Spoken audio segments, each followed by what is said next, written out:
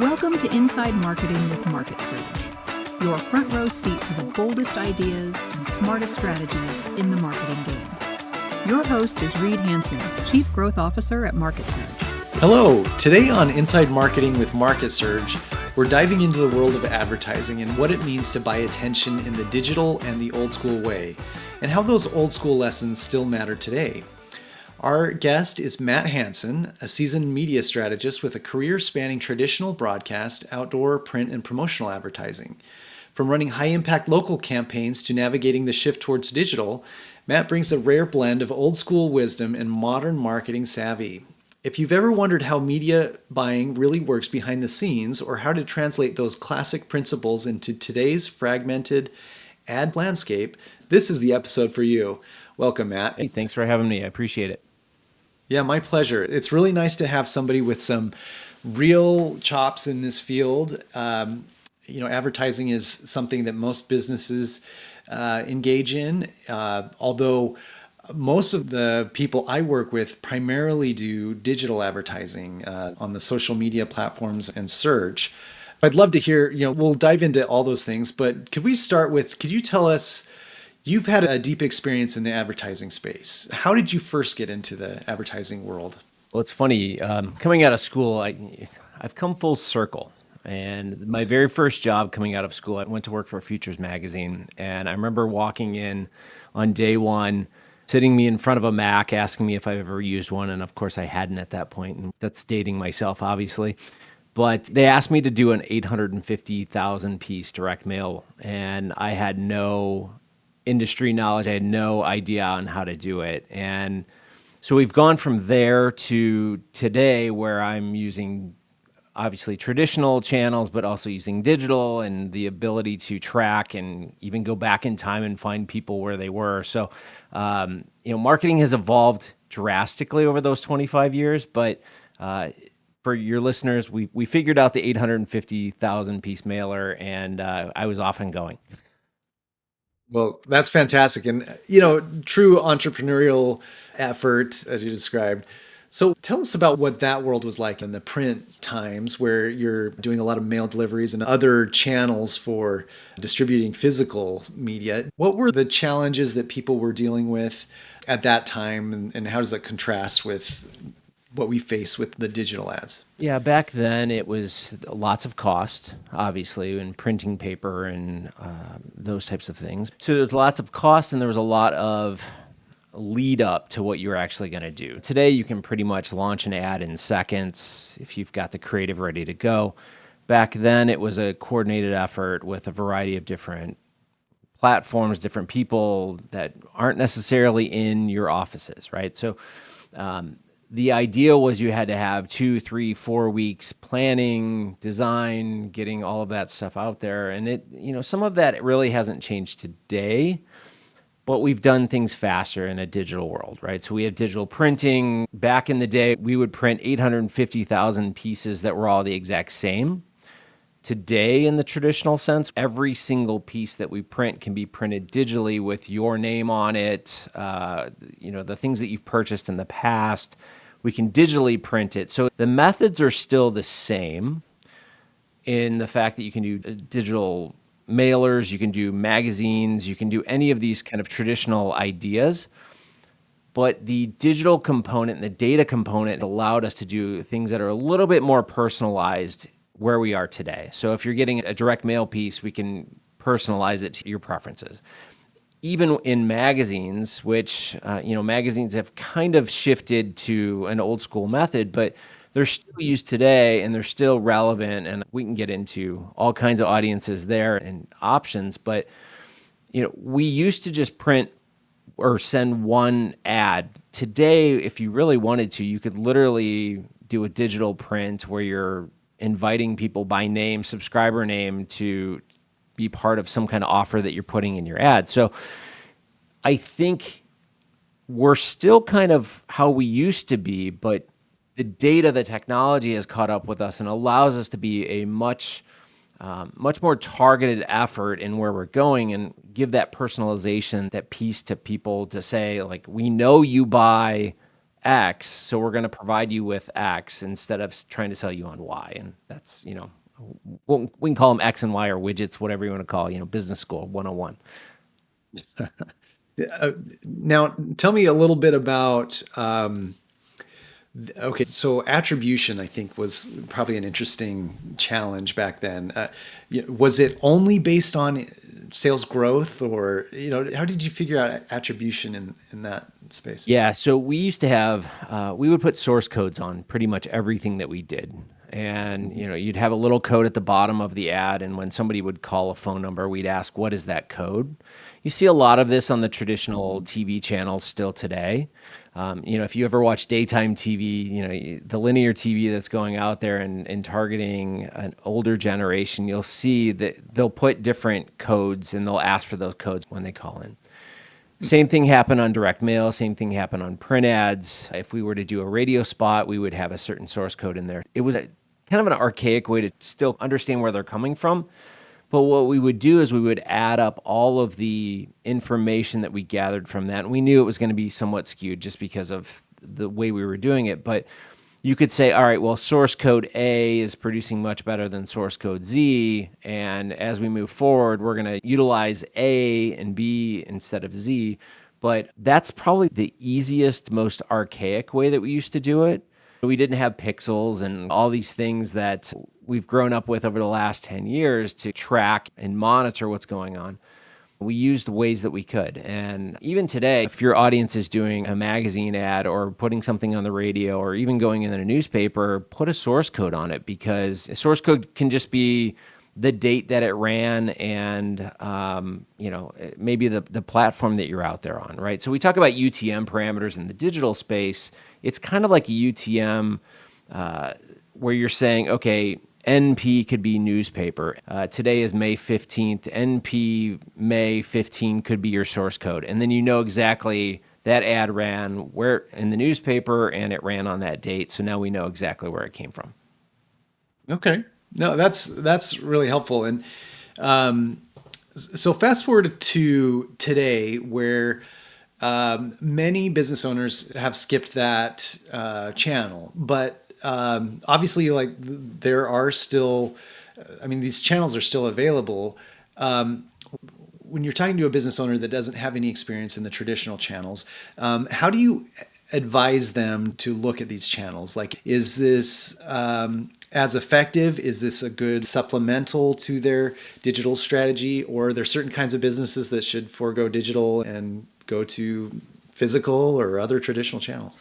Yeah, I think that it's a loaded question, right? So there's Sure. a million. I would say most companies struggle with awareness, right? So you're not the major company that's out there. And, we talk about Coca-Cola and Apple and all of these companies, and they really only have a 92 to 94% awareness factor. So I always say there's somebody living in a cave somewhere. I'm not quite sure where they're at, but, these brands don't have 100% awareness out in the market. So when we sit down and we start talking to companies, we really want to understand, where is your awareness factor? And many times what we find is local companies, somebody that's in a local city that's trying to drive traffic over to their company, they'll only have roughly around 10 to 30% awareness.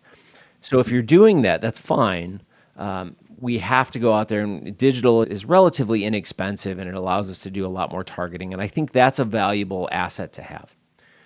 But think of it in terms of, if your target audience is not on Meta, right? They've given up on Meta and they just don't want to do it anymore. Or they surf the web, they're out there looking at different things, but maybe they don't click on display ads.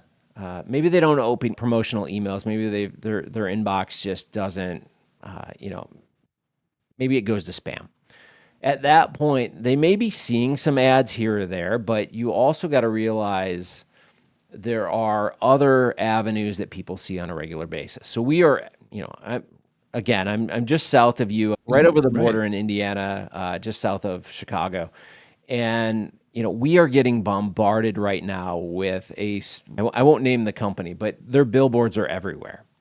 And it's funny because I started seeing the digital side of it about, I would say, 2 to 3 weeks ago. And all of a sudden they've just got this massive impact on the digital side, where I'm seeing literally 4 or 5 billboards in one location as I'm driving.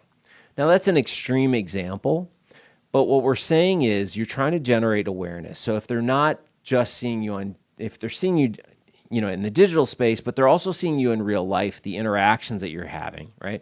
They're driving to work in the morning and they hear something about you on the radio. They see a billboard on the way as they're coming in. They get to work, they log into their email, there's another email from you. They go online to break up the day and, there's a display ad from you. They're driving home, they see a couple more billboards, they maybe hear another commercial. They get home, they're cooking dinner, they turn on the TV. There's a million different ways that we can generate awareness. But what I always say to everyone is understand your market and your farm, understand your audience, right? So if we're dealing with an 18-year-old versus a 65-year-old, those are completely different audiences and completely different ways to look at it. Even in my own house, my wife and I are 2 years apart, and she watches TV religiously. I don't ever turn on TV. I listen to podcasts and streaming music. She listens to the radio, right? So we have to realize that we can't just look at people from the standpoint of an age, gender, anything like that, but we have to look for the pockets of individuals that we're going after. So really understanding who it is that you're targeting, understand their consumption habits. And I hear this all the time. People say, oh, I'm targeting, 18 to 65-year-olds. And I'll go, well, that's pretty much everyone. Can we get a little bit more specific?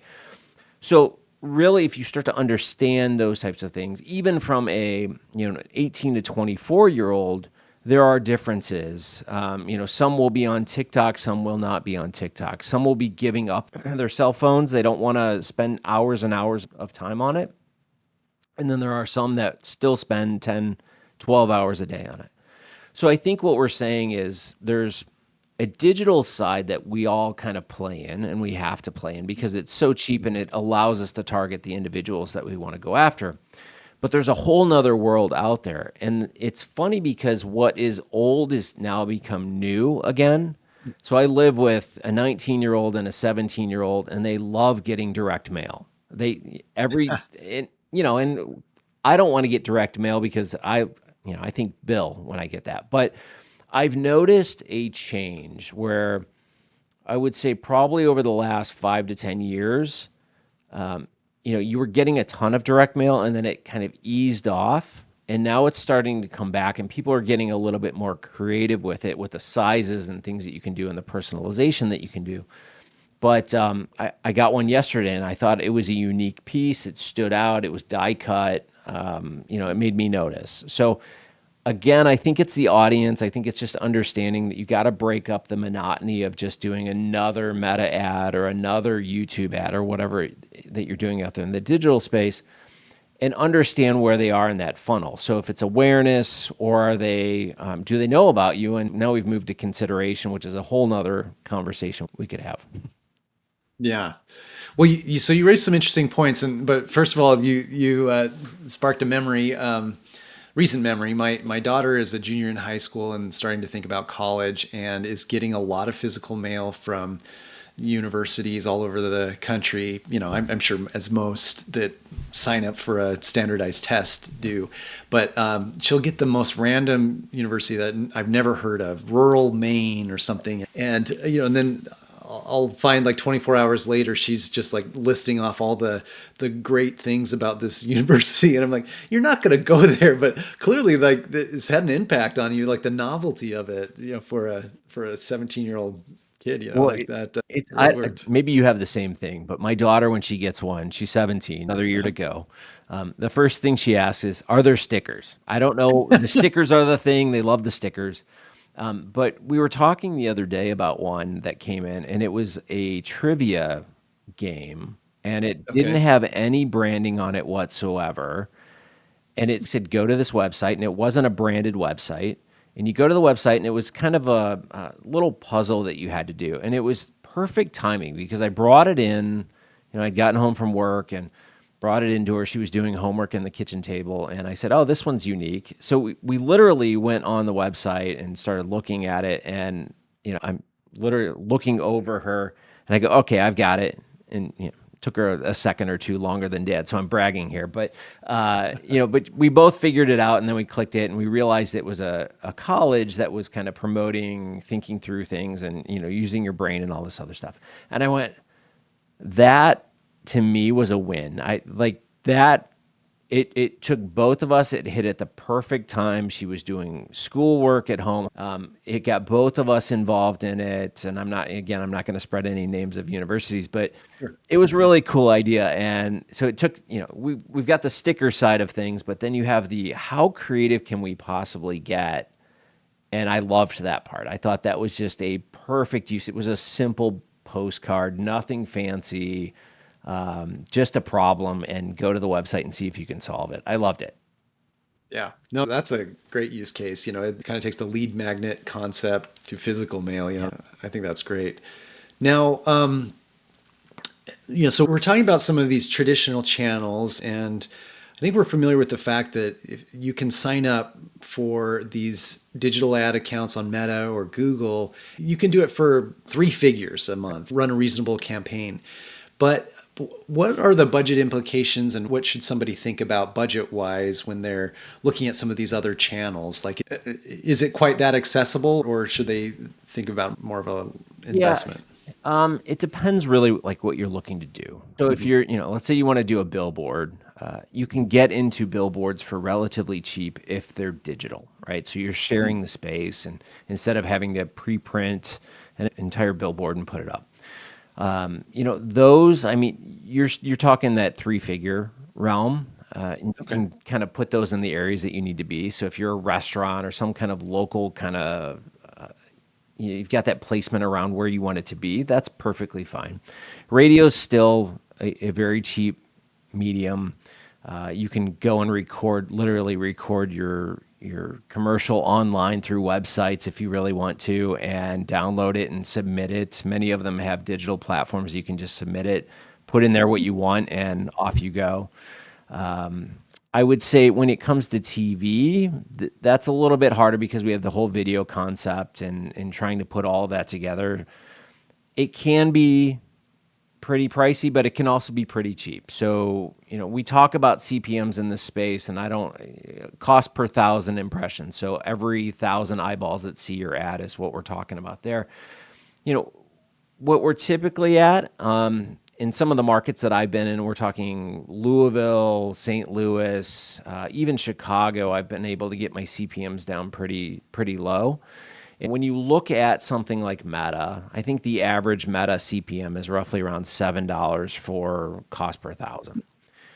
I've actually been able to manipulate and ask for things, and we can talk about negotiation here as well, but I've been able to talk with my vendors in those markets and get them down into the $8, $9, $10 CPM range, with them adding additional things on top, right? So typically something like a Louisville is going to cost you about a $25 CPM, and that's fine, right? So you're running on major networks, the ABCs, the NBCs, the CBSs, right? But if you start to negotiate and you start to ask questions about, hey, what else can we throw in there if your budgets are big enough? They will throw in certain things. They may throw in a sponsorship for, one of the daily TV shows that are on. They may do an interview. They may do kind of like a dedicated spot for you where it's like a 5-minute interview process. There's all kinds of different things, or maybe even just simple impressions on their website or their email list. But you can kind of talk them down a little bit and get those CPMs down. So I love to negotiate. It's just one of the things that I love to do. Many people don't, but honestly, you can have some really good quality conversations and get those prices down from a $25 or even a $50 CPM and get them down to a $10 CPM overall. That is really interesting, and like again, this is not my world, and so I find this really fascinating. Another thing you mentioned on an earlier topic, talking about the customers that a business is going after, and sometimes businesses have to make a decision about, do I address the customers that I'm more successful at getting at, or do I go after customers that I want that maybe I'm not accessing as well? there's different personas to go after. How do you help your clients go after those personas and make a decision? Like, of course, everybody wants a billionaire client that is a big spender, but there aren't very many of those, and they're obviously bombarded with all kinds of businesses wanting their time and eyeballs. How do you help counsel your clients there when they're trying to profile a I sit customer? down with them and I say, which of your customers would you hang out with on the weekend? Ah, Right.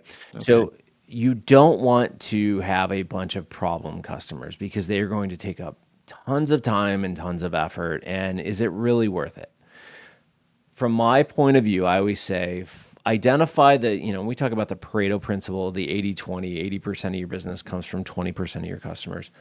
I've measured this from multiple businesses. It's always roughly close. It may be a few points off, but that happens over and over and over again. So what I always say is let's go dive deep into your customer base and really understand where they're coming from. Who are these ideal customers?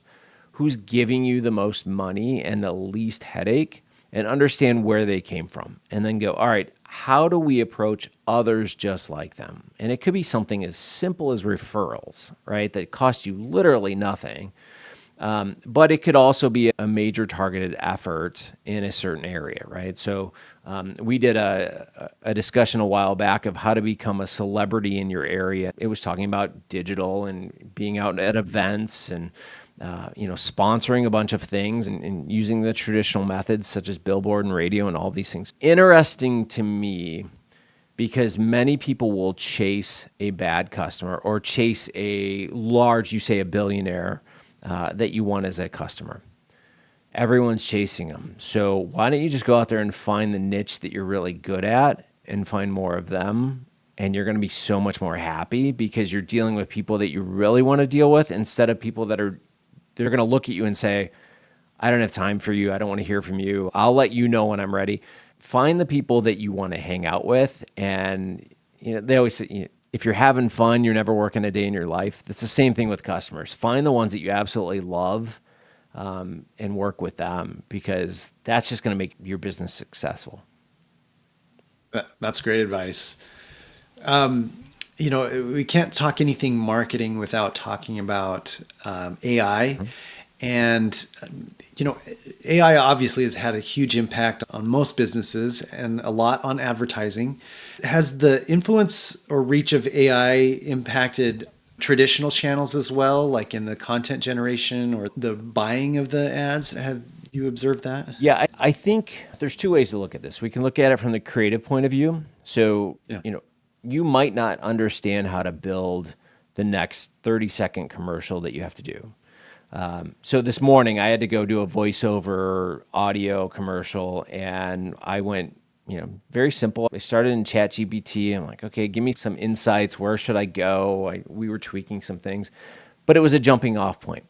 From a creative standpoint, there's a ton of creative websites and things that are out there that you can use to create video and imagery and all of those types of things.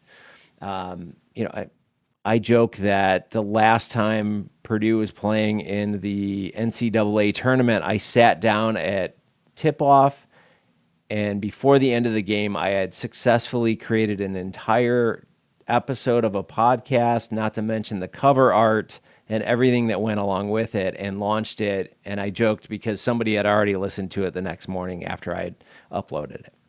So there's Very cool. a million different things that we can go out there on the creative side and do that we couldn't do 5 years ago. And it's just getting better. I mean, I've actually got a video on YouTube that is 100% AI of me, and you could not tell the difference. It looks just like you're looking at me today. If we look at it from the media buying perspective, in the future, and even Zuckerberg has said this, that you're not going to have to go into Meta to actually do anything anymore. You're just going to tell them who you're going after, how much you want to spend, and how many results you want. It's going to spit it out on the other side. Great. From a marketing agency or a marketing person, great. That takes one less thing off my plate, or one more thing off my plate that I don't have to worry about. But I think that as we speed up, we're using technology to target people in a much easier way, in a much that old adage of half of my marketing, I don't understand if it's working or not. I just don't know which half is working. I think we're getting to a point now where the technology is catching up and it's allowing us to kind of know, okay, for every dollar I spend, I should be getting $1.50 or $5 or whatever in return. And we're at that point, and I'm excited. I know everyone always talks about AI and, oh, it's going to take jobs. It has sped up the amount of things that we do from an agency perspective. It has sped up the amount of things that I do from a university perspective. I mean, everything that I do in my daily life is sped up. Is that good or bad? I don't know. We'll find out when the robots take over the world. But hopefully I'll be a friend at that point. Hopefully you're one of those saying please and thank you on the chat GPT request. Causing extra dollars for the please and thank you, right? That's right. No, that's fantastic.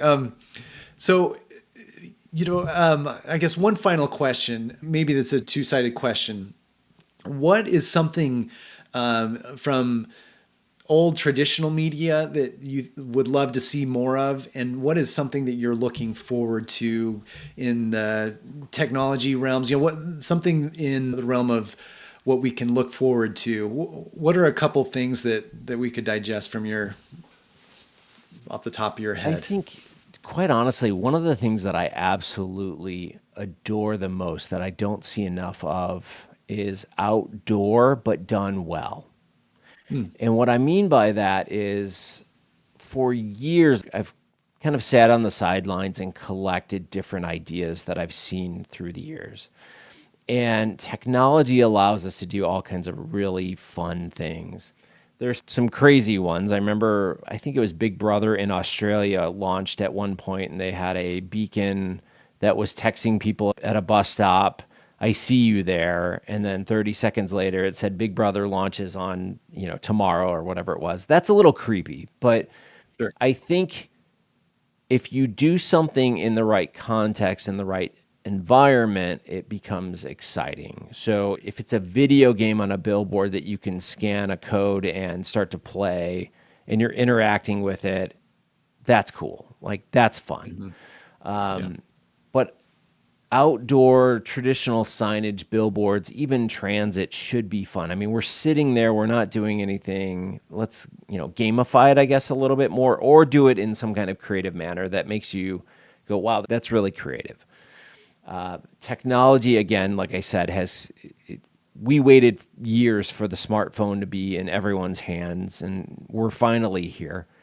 It allows us to do some really fun things. So I love talking about things that people were doing 10, 15 years ago with smartphones that are still mind-blowing today. One of the greatest ones I've ever seen was the Mini Cooper in Stockholm, Sweden. I don't know if you're familiar with this, but this was probably 10, 15 years ago at this point. And so they dropped a virtual Mini in Stockholm, and you're familiar with Grand Theft Auto, the video game? Oh, yeah. The idea was basically you go and you steal the car, and then you have to get away. And it was something like 48 hours, and they had players all over the city. And when you got within 50 meters of them, you could take the car. And whoever had the car at the end of the game won an actual Mini. Now, mind you, this is, like I said, 10, 15 years ago, before we had all of this technology where we are today. And be creative and use that technology. So now we've got AI, and everyone was talking about ChatGPT and all those types of things, but now we're talking about AI agents, and you can create video just by using some of these websites. So I use a website that basically generates video, and the idea is that you have an idea, and you literally take the information, drop it in there. It builds you a script. You pick your avatar or somebody else's avatar that you want. It turns it around, and within an hour, you're breaking cutting edge news that's going on in the world, and you're the first to YouTube with it. So technology is really cool because it's sped everything up. And from a marketer, I'm sure you're well familiar with this. We move so much faster than everyone else at this point. Everyone's asking us, how do you use AI for all this stuff? So I think technology is interesting now because we're moving faster. Where it's going, I have no idea. But you either adopt it or you're going to die. It's kind of like if I was still doing the 850,000 piece direct mailer like I used to, they'd be calling me grandpa and everything else, even though, some of my students and some of my clients will call me that anyway. Well, that's a great note to end on. And I'm excited. I think I share your enthusiasm for AI and technology and, creativity. I think it can exist in a lot of these traditional channels and be really impactful. So where can people find you if they'd like to learn more or work with you? Where's the best place to reach you? Sure. You can always find me on LinkedIn. It's Matt B as in boy, Hanson, Hanson. You can find me at digitalhelium.com. And we also do a local podcast as well called Mastering Local Marketing. And, we just give 1 or 2 snippets every single week to small businesses that, again, don't have a lot of knowledge in marketing, but, reach out, send me an email, shoot me a message. Happy to just have a conversation. Well, thanks so much, Matt. Your expertise is really valuable. And, it seems like sometimes some things are very accessible, but I think your expertise in some of these fields isn't so easy to get a hold of. So, I would really recommend our audience to reach out to Matt for additional questions. Sounds and, good. Really a pleasure to talk. And thanks for joining the podcast today. And hopefully we can stay in touch. And, we're both in the Chicagoland area. Maybe we can meet up sometime. Sounds good. Can't wait. Want to stay ahead of what's actually working in marketing right now? Head over to MarketSurge.io and see how we're helping businesses grow smarter, faster, and louder. That's MarketSurge.io, because your next breakthrough shouldn't be a guess.